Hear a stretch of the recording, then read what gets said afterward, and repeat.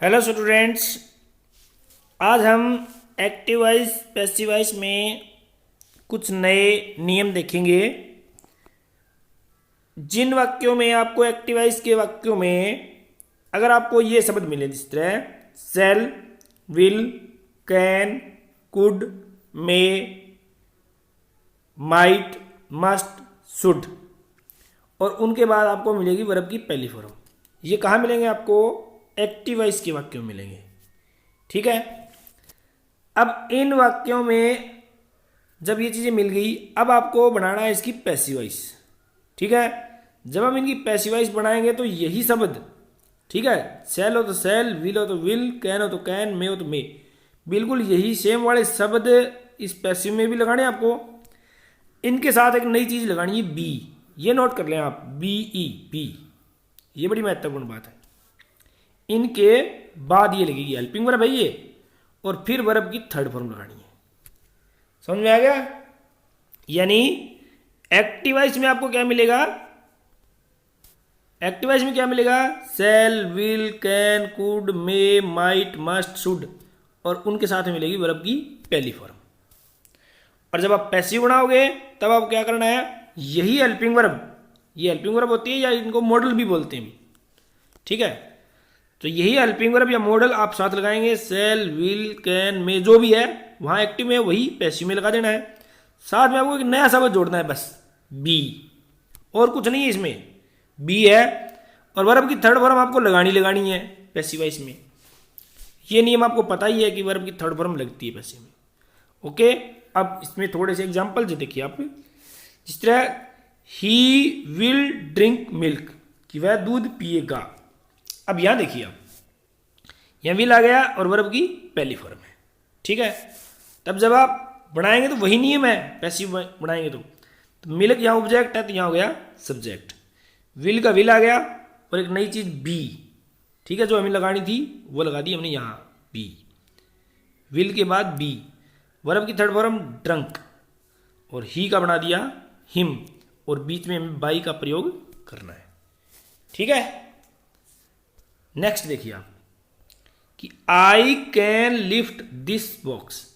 अब यार this box है ना, ये है ऑब्जेक्ट, लिफ्ट है ये है वर्ब की पहली फॉर्म, कैन है वो हेल्पिंग वर्ब बोली जाती है या मॉडल बोला जाता है। ठीक है। यहां पर हेल्पिंग वर्ब लगा के चलें इसको। अब देखिए, अब दिस बॉक्स, तो दिस बॉक्स हो गया ऑब्जेक्ट का सब्जेक्ट, कैन का कैन आ गया, नई चीज क्या आ गई? बी। बस ये ध्यान रखना है, बी जरूर लगाना है आपको। लिफ्ट का हो गया लिफ्टेड थर्ड फॉर्म, बाई का प्रयोग, और आई का बना दिया हमने me. Okay. This box can be lifted by me. Okay. Next, you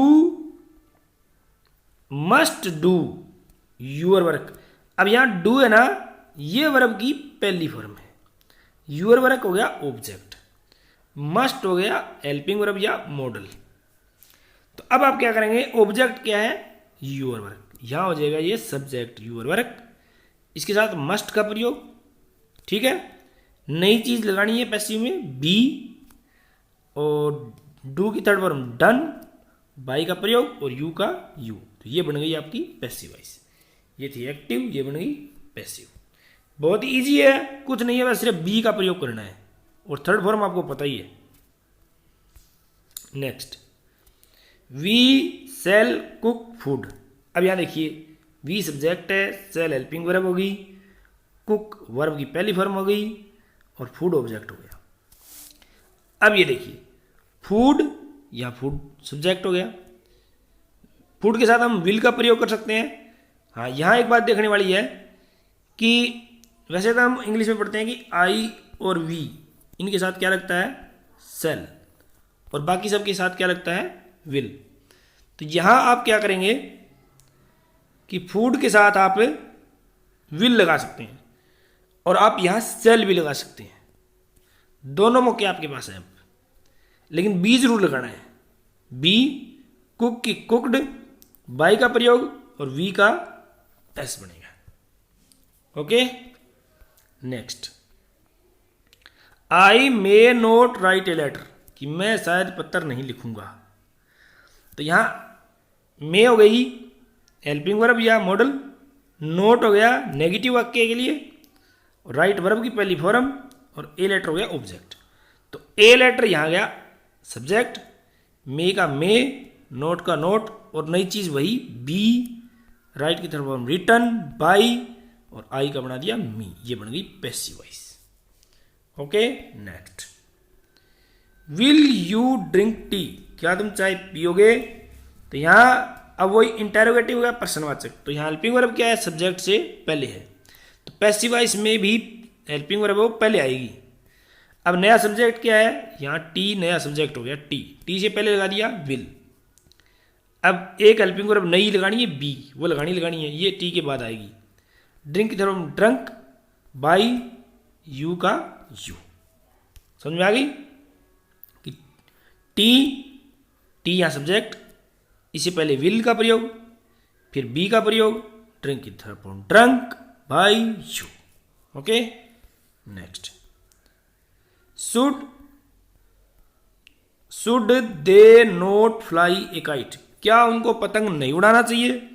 तो यहां देखिए आप कि ये इंटेरोगेटिव है, हेल्पिंग वर्ब पहले है, और नेगेटिव भी है, नोट भी है। तो ये आपको नेगेटिव भी बनाना है और इंटेरोगेटिव भी बनाना है, दोनों ध्यान रखना आप। तो ए काइट पहले आप सब्जेक्ट लीजिए, यहाँ ऑब्जेक्ट था, ये यहाँ आ गया सब्जेक्ट। अब इससे पहले हेल्पिंग वर्ब लगानी है हमें शुड, क्योंकि ये प्रश्नवाचक है तो पहले लगेगी। नोट का प्रयोग इसके बाद करें और फिर उसके बाद बी का प्रयोग करें, ये ध्यान रखें आप। फ्लाई की थर्ड फॉर्म फ्लोन, बाई, और दे का हो गया them. Okay next, he could lift that box. अब यहाँ कुड आ गया तो इसका मतलब कि वह उस बॉक्स को उठा सकता था, ये पुरानी उसकी योग्यता हो गई। जब ओल्ड कैपेसिटी होती है ना तो कुड आता है उसमें। तो दैट बॉक्स तो हो गया यहाँ पर सब्जेक्ट, कुड का कुड, उसके साथ बी का प्रयोग। लिफ्ट यहाँ वर्ब पहली थी, यहाँ होगी थर्ड फॉर्म, ये थर्ड फॉर्म है, बाई का प्रयोग और ही से बन गया हिम। ओके समझ में आ गया होगा, एक बार और देख लें। Thank you.